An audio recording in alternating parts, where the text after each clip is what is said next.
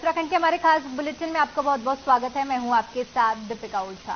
बड़ी खबर का रुख करते हैं जो कि देहरादून से सामने आ रही है। आपको बता दें, पूर्व सीएम हरीश रावत ने मांग करते हुए मुख्यमंत्री पुष्कर सिंह धामी से मांग की है, पीडब्ल्यूडी की जिम्मेदारी खुद सीएम लें अपने हाथों में, ऐसा हरीश रावत की तरफ से दरख्वास्त की गई है। प्रदेश की बदहाल सड़कों को देख दुख होता है, कहा गया है हरीश रावत की तरफ से। बदहाल सड़कों को सुधारने की जिम्मेदारी खुद सीएम लें, जिम्मेदारी लें, नहीं तो सरकार को बोलें कि गड्ढा सरकार बोला जाएगा। तो बड़ी जानकारी सामने आ रही है, जहां पर पूर्व सीएम का बयान सामने आ रहा है, जहां पर उन्होंने कहा है कि सीएम खुद जिम्मेदारी लें, क्योंकि प्रदेश की सड़कों की हालत जो है वो बदहाल होती जा रही है। ऐसे में सीएम खुद जिम्मेदारी लेकर इनको दुरुस्त करवाएं।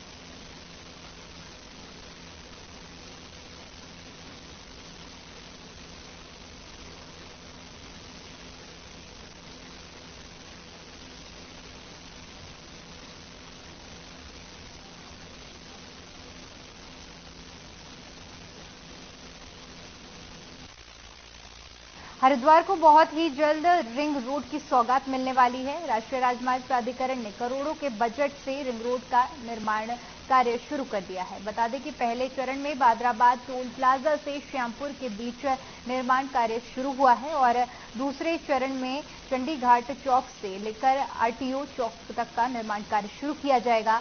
हरिद्वार के जिलाधिकारी विनय शंकर पांडे ने बताया कि रिंग रोड के निर्माण के लिए भूमि अधिग्रहण का काम पूरा होने के बाद निर्माण कार्य तेजी गति से चल रहा है और बहुत ही जल्द रिंग रोड बनकर तैयार हो जाएगा। वहीं व्यापारी वर्ग ने हरिद्वार को रिंग रोड के रूप में बड़ी सौगात देने के लिए केंद्र और राज्य सरकार का आभार भी व्यक्त किया है।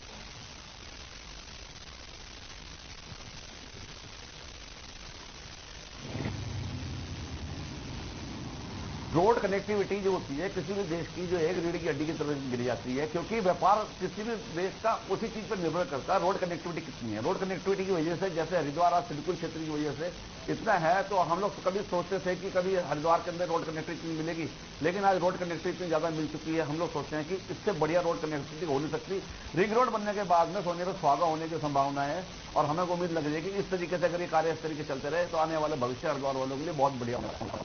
देखिए, रिंग रोड में तो आपको पता होगा कि ऑलमोस्ट हमारा लैंड एक्विजिशन का काम पूरा हो गया था और अब वहाँ निर्माण कार्य भी प्रारंभ हो गया है। मिट्टी की परमिशन एनएचआई ने हमसे काफी दी है और वहाँ पर वो उसकी डंपिंग वगैरह शुरू हो गई है। अब उनका जो निर्धारित समय के हिसाब से जो उनका पक्ष है उसके हिसाब से वो काम कर रहे हैं। मुझे लगता है कि सही समय के अंतर्गत उस काम को चलिए, बड़ी खबर का रुख करते हैं जो कि हरिद्वार से सामने आ रही है। आपको बता दें कि गैंगस्टर राठी और कलीम के नाम पर रंगदारी मांगने का मामला सामने आया है। बता दें कि अधिवक्ता से 5 लाख की रंगदारी की मांग की गई है। मुकदमा दर्ज कर मामले की जांच में पुलिस जुट गई है और रकम न देने पर अंजाम भुगतने की धमकी भी दी गई है। पूरा मामला सिडकुल थाना क्षेत्र का है, जहां पर गैंगस्टर राठी और कलीम के नाम पर रंगदारी मांगने का मामला सामने आया है। एक अधिवक्ता से 5 लाख की रंगदारी मांगी गई है। वहीं एसएसपी अजय सिंह ने इस पूरे मामले में जांच के आदेश दिए हैं। पुलिस ने मामला दर्ज कर आगे की कार्रवाई शुरू कर दी है।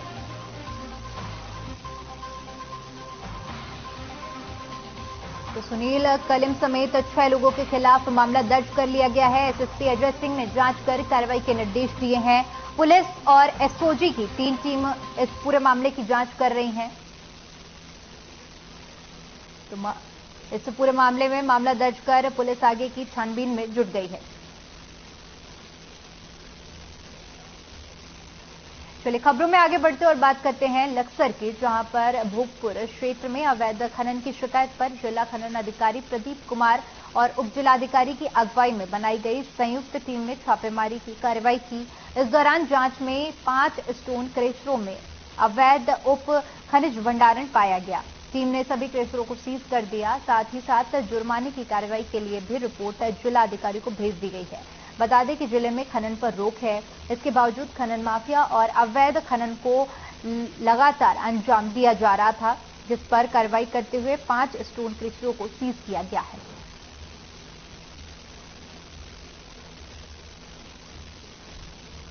की शिकायत मिली थी, उसको के अंदर गड्ढा किया जा रहा है। इसके चक्कर में टर्नाइट कर दी है और स्टोन केसर को सीज कर दिया गया आगे सिस्टम देख रहे हैं कहाँ पर अभी क्लीन किया गया, उसकी जांच कर रहे हैं तकरीर की टीम के साथ। जहाँ भी इलीगल होगा उस पर कार्रवाई करेंगे। हम तो लगातार कार्रवाई कर रहे हैं, बट हमसे पहले कोई खबरें फैल जाती है, इसके चक्कर में हमको ये मौके पे पकड़ नहीं पा रहे हैं लोगों को। आगामी गर्मियों के सीजन में पेयजल की किल्लत को दूर करने के लिए उत्तराखंड जल संस्थान ने कमर कस ली है और इसी के तहत तमाम व्यवस्थाओं को अमली जामा भी पहनाया जा रहा है। उत्तराखंड जल संस्थान की मुख्य महाप्रबंधक नीलिमा गर्ग ने बताया कि गर्मियों में पेयजल की समस्या को दूर करने के लिए फिलहाल विभाग के पास 72 पानी के टैंकर हैं, जिनसे पेयजल की किल्लत को दूर किया जाएगा। 219 किराए के टैंकरों को भी चिन्हित किया गया है और आवश्यकता के अनुसार पेयजल की किल्लत को दूर किया जाएगा। इसके साथ ही विभाग ने 192 शहरी मोहल्ले को चिन्हित किया है जहां पेयजल की किल्लत होती थी। वहीं 346 से ग्रामीण चिन्हित क्षेत्रों को करते हुए पाया गया है और जहां पर भी आवश्यकता पड़ने पर पेयजल टैंकरों को पहुंचाया जाएगा।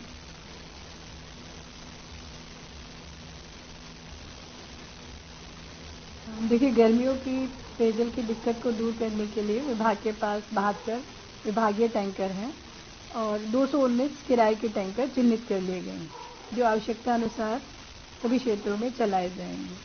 तो शहरी क्षेत्रों में 192 मोहल्ले चिन्हित किए गए हैं और ग्रामीण क्षेत्रों में 346 बसावटें हैबिटेशन चिन्हित की गई हैं। हरिद्वार के बादराबाद क्षेत्र स्थित रघुनाथ रेजिडेंसी के पास नेशनल हाईवे पर देर रात सड़क हादसे में कार दुर्घटनाग्रस्त हो गई। गनीमत रही कि किसी के हताहत होने की खबर नहीं आई है। आपको बता दें कि मेरठ से हरिद्वार की ओर आ रही कार में 4 लोग सवार थे, जिन्होंने बताया कि हरियाणा नंबर के एक अन्य वाहन ने ओवरटेक किया, जिससे दुर्घटना हो गई।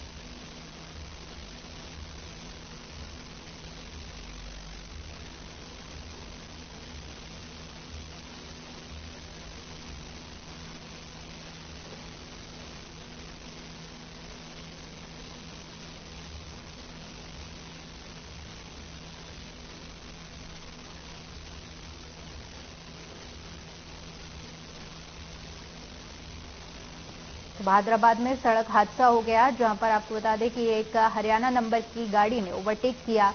इस पूरे हादसे में बता दें कि किसी के भी हताहत होने की खबर सामने नहीं आ रही। रुक करते हैं अगली खबर का, जो कि लक्सर से है, जहां लक्सर के कश्यप निषाद संगठन ने नगर में महर्षि कश्यप का जन्मोत्सव मनाया। कार्यक्रम में पूर्व मुख्यमंत्री ने बतौर मुख्य अतिथि शिरकत की और सांसद रमेश पोखरियाल निशंक ने पूर्व विधायक कुंवर प्रणब सिंह, चैंपियन संजय गुप्ता के साथ दीपक जलाकर महर्षि कश्यप जयंती कार्यक्रम की शुरुआत की। कार्यक्रम के आयोजक कश्यप निषाद संगठन के राष्ट्रीय महासचिव राजवीर कश्यप ने प्रदेश सरकार के नाम 9 सूत्रीय मांग को लेकर पत्र सांसद डॉक्टर निशंक को सौंपा। इस दौरान डॉक्टर निशंक ने कहा कि महर्षि कश्यप एक महापुरुष थे। उन्होंने सिर्फ एक समाज के लिए नहीं बल्कि पूरी मानव जाति की भलाई के लिए काम किया है।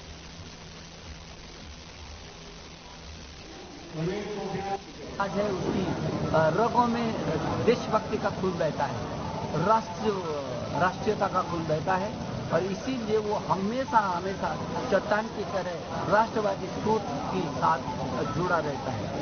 तो मैं समझता हूँ कि आज का ये जो उत्सव है और ये जो संकल्प लेने का है, मैं बधाई देने के लिए पूरे समाज का हूँ। ओबीसी समाज पूरी पहली बार हमारे देश के यशस्वी प्रधानमंत्री जी ने ओबीसी जो आयोग है, पिछड़ा वर्ग आयोग, उसको संवैधानिक दर्जा दिया। महर्षि कश्यप की जयंती पर उनके विषय में उल्लेख करते हुए आह्वान किया युवाओं से कि आगे बढ़ो और कश्यप समाज को आगे बढ़ाओ और भारतीय जनता पार्टी से जुड़कर मजबूत करो।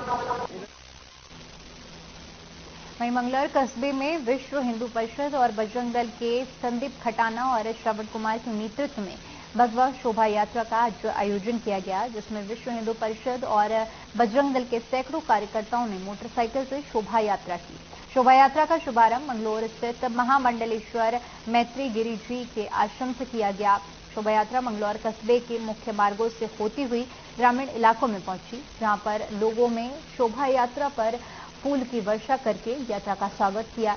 शोभा यात्रा में जय श्री राम के नारों ने लोगों को मंत्रमुग्ध कर दिया।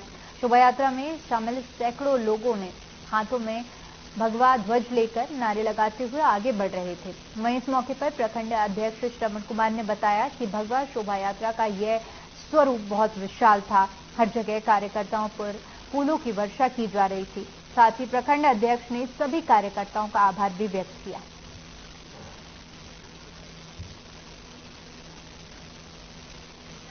आज मंगलौर प्रखंड में विश्व हिंदू परिषद बजरंग दल के द्वारा हिंदू नववर्ष व हनुमान जयंती के उपलक्ष्य में एक भगवा बाइक रैली का सफल आयोजन किया गया, जिसमें माननीय संगठन मंत्री अजय जी भाई साहब का मार्गदर्शन प्राप्त हुआ।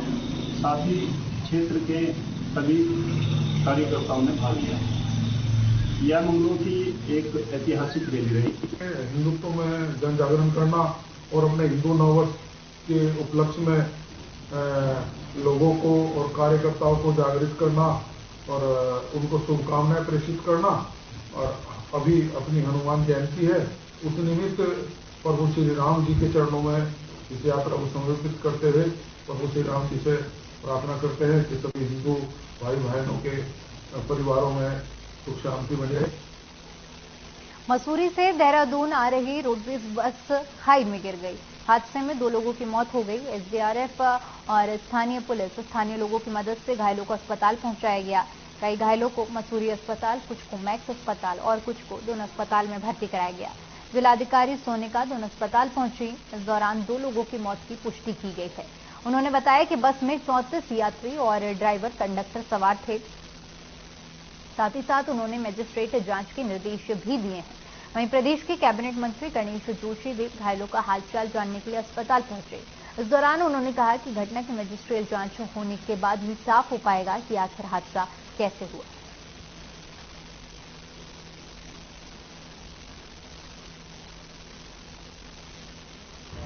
उसमें जो अभी तक लगभग बताया जा रहा है 34 पैसेंजर्स थे और ड्राइवर और कंडक्टर अलग थे।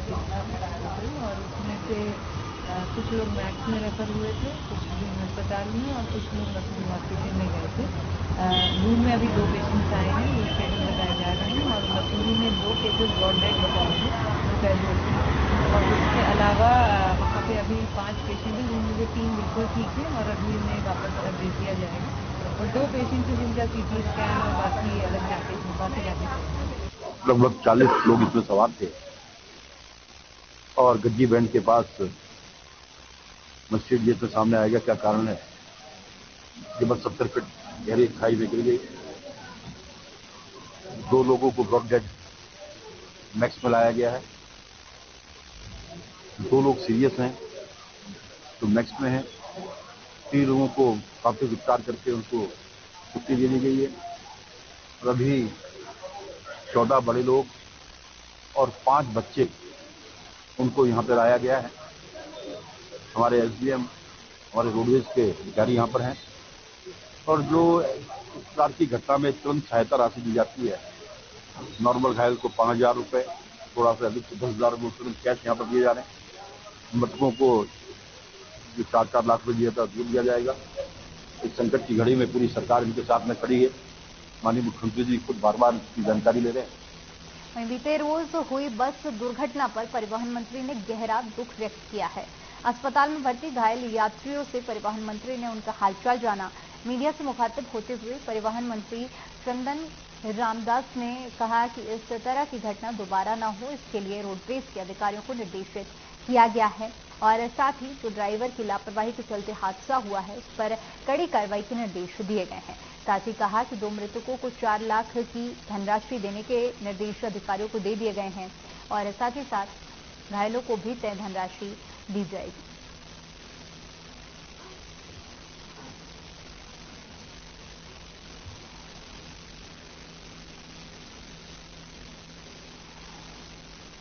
मसूरी में जो हमारे रोडवेज की अनुबंधित बस है, उसकी जो दुर्घटना हुई वो बहुत ही दुर्भाग्यपूर्ण हुई है।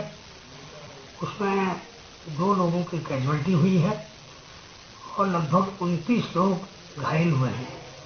2 गंभीर घायलों को मैक्स अस्पताल में भर्ती किया गया है और बाकी 12 घायल का शाम को रिलीव हो गए हैं। बाकी घायलों का इलाज जून अस्पताल में किया जा रहा है। जिसमें मैं स्वयं आज मैंने देखा। मेरे साथ परिवहन विभाग के अधिकारी थे और तत्काल प्रभाव से सभी घायलों को जो घोषित धनराशि हमारी वो उपलब्ध करा दी गई है। मृतकों को भी 4-4 लाख भुगतान के आदेश दे दिए गए हैं और वहाँ के सभी जो चिकित्सा विभाग के हमारे अधिकारी हैं उनको ये निवेदन किया है कि तत्काल सबका इलाज सुलभ तरीके से किया जाए। वहीं केंद्रीय पर्यटन मंत्री एचवाई भट्ट हल्द्वानी दौरे पर रहे। इस दौरान उन्होंने ग्वालपार में प्रस्तावित बायोडायवर्सिटी पार्क का स्थलीय निरीक्षण किया और वन विभाग के अधिकारियों से बायोडायवर्सिटी पार्क के निर्माण संबंधित पूरी जानकारी दी। अधिकारियों ने बताया कि 42 हेक्टेयर भूमि पर बायोडायवर्सिटी पार्क प्रस्तावित है, जिसमें विभिन्न जैव विविधताओं की वनस्पतियों के साथ ही पर्यटन के दृष्टिगत आकर्षक बनाए जाने को लेकर कार्रवाई गतिमान है। मीडिया से मुखातिब होते हुए केंद्रीय पर्यटन मंत्री अजय भट्ट ने कहा कि दूर दराज से आने वाले पर्यटकों के लिए हल्द्वानी में कोई टूरिस्ट डेस्टिनेशन नहीं है, इसलिए सरकार बायोडायवर्सिटी पार्क और उसके पश्चात जू का निर्माण करेगी, जिससे कि दूर दराज से आने वाले पर्यटकों को हल्द्वानी में एक पर्यटन का डेस्टिनेशन मिलेगा, जिसमें वे विभिन्न प्रकार की वनस्पतियों और बेहतर टूरिस्ट डेस्टिनेशन में घूमकर आनंद ले सकते हैं।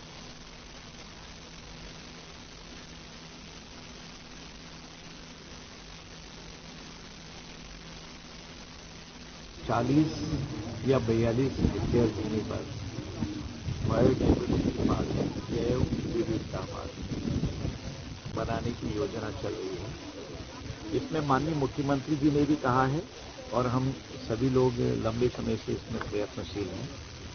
धनराशि राज्य सरकार, केंद्र सरकार जहां से भी होगी हम उसको लाने का इंतजाम कर रहे हैं, कोशिश कर रहे हैं। अगर ये बन जाता है तो ये हल्द्वानी के लिए एक बहुत ही स्थायी डेस्टिनेशन होगा। अभी तक ऐसी जगह कहीं नहीं है कि कहीं हम घूमने जाएं, विभिन्न चीजों को देखें अपने परिवार के। कुमाऊं कमिश्नर दीपक रावत के जनता दरबार में लगातार फरियादियों की भीड़ बढ़ती जा रही है। कुमाऊं कमिश्नर के काम करने के तरीके और लोगों की समस्याओं के निस्तारण को देख फरियादियों की भीड़ हर जनता दरबार में पहले से ज्यादा रहती है। इस बार कमिश्नर के जनता दरबार में ब्याज पर पैसा देने वालों की शिकायत भी पहुंची, जिसके बाद कमिश्नर सख्त एक्शन के मूड में हैं। हल्द्वानी शहर के साथ ही आसपास के लोगों ने अपनी जमा पूंजी की धनराशि को ब्याज पर लगाया जा रहा है, जो कि गंभीर समस्या है। उन्होंने कहा कि धनराशि ब्याज पर लेना और देना कानूनी अपराध है। साथ ही साथ जो लोग इस कृत्य में लिप्त पाए जाते हैं उनके खिलाफ कानूनी कार्रवाई की जाएगी।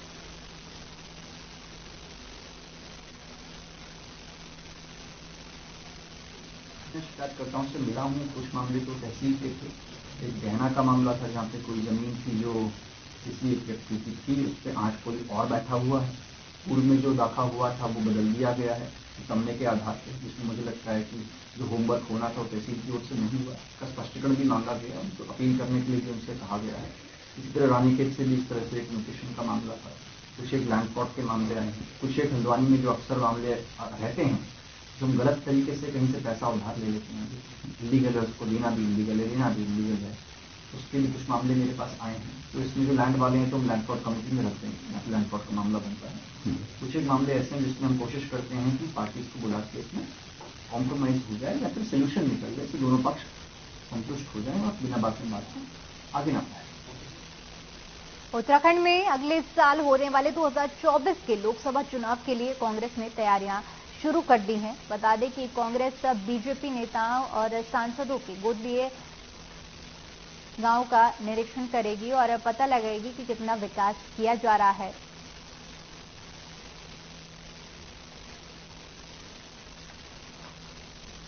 तो अगले साल उत्तराखंड में चुनाव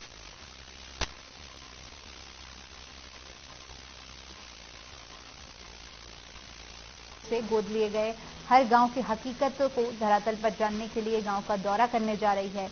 कांग्रेस प्रदेश अध्यक्ष करण माहरा ने जानकारी देते हुए बताया कि उत्तराखंड कांग्रेस लगातार अपने संगठन को मजबूत करने का कार्य कर रही है। बूथ स्तर तक पार्टी को मजबूत किया जा रहा है।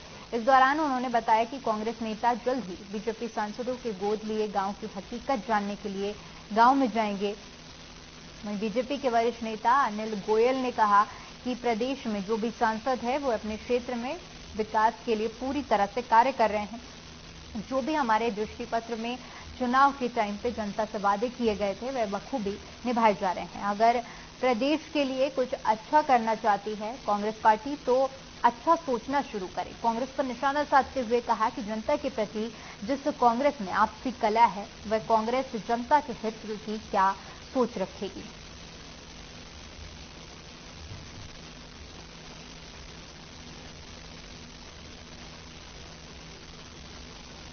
कांग्रेस कह रही है कि हर सांसद के क्षेत्र में जाएंगे जहां उनके विकास कार्यों का निरीक्षण किया जाएगा। कांग्रेस एक अच्छे सरकार, एक अच्छे विपक्ष की भूमिका तो निभा नहीं पाई। मुझे लगता है एक अच्छे पर्यवेक्षक की भूमिका में भी वो फेल होगी, क्योंकि उनकी अपनी कोई योजना जनता के लिए कार्य करना की, जनता के बीच में रहने की, जनता से की जरूरतों पर वक्तव्य देने की, उस पर कार्य करने की कभी भी नहीं रही। वो हमारे बीजेपी ने क्या किया, हमारे सांसद कोई नॉमिनेशन से थोड़ी आए हुए हैं, जनादेश से आए हुए हैं। मेरा मानना यह है कि वो लोग अपने मैनिफेस्टो पे काम करते हैं, निरंतर उसकी चिंता करते हैं, जनता के बीच में रहते हैं। भारतीय जनता पार्टी जब से आई है इसने टाइम बोल्ड प्रोग्राम दिए हैं कि ये काम हम इस वर्ष तक पूरा कर देंगे। कांग्रेस जमीन पे काम कर रही है। हमारे जो लोग भी चुनाव लड़ने के इच्छुक लोग हैं वो विधानसभा वार, बूथ वार इस समय दौरे कर रहे हैं, लोगों से मिल रहे हैं। कांग्रेस भी का संगठन लगातार सक्रियता से काम कर रहा है। हमारे जिला अध्यक्ष, हमारे ब्लॉक अध्यक्ष, बूथ अध्यक्ष इस समय काम कर रहे हैं। उनकी ट्रेनिंग्स भी आपस में वो लोग कर रहे हैं, बातचीत कर रहे हैं और हमको भारतीय जनता पार्टी से सीखने की जरूरत नहीं। उधर देहरादून के DIT के पास मक्का वाला बस्ती में एक युवक का शव नदी के किनारे मिला। स्थानीय लोगों ने इसकी सूचना पुलिस को दी, जिसके बाद पुलिस मौके पर पहुंची और शव को नदी से निकालने के पूरे प्रयास किए गए। जिसके बाद SP क्राइम और CO ने घटनास्थल का निरीक्षण भी किया, साथ ही साथ आसपास के लोगों से जानकारी भी जुटाई। पुलिस ने शव को कब्जे में लेकर छानबीन शुरू करी तो परत दर परत मामले की खुलासा होता गया। वहीं SSP दलीप सिंह ने इस पूरे मामले का खुलासा कर बताया कि पत्नी और उसके प्रेमी ने बीती रात युवक के साथ मारपीट की और रस्सी से गला घोंटकर मौत के घाट उतार दिया, जिसके बाद इस शव को नदी में फेंक दिया। साक्ष्य मिटाने के लिए जिस रस्सी से युवक का गला घोंटा गया, आरोपियों ने उसे भी जला दिया।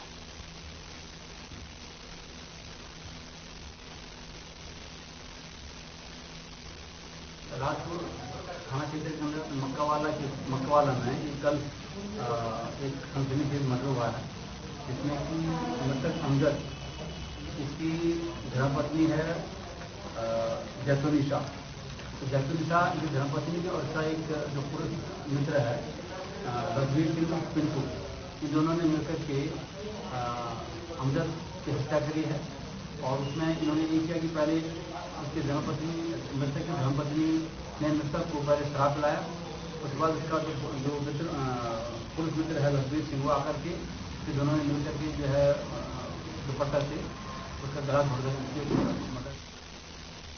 चलिए फिलहाल के लिए उत्तराखंड की खबरों में इतना ही। बाकी तमाम बड़ी खबरों के लिए बने रहिए हमारे साथ। नमस्कार।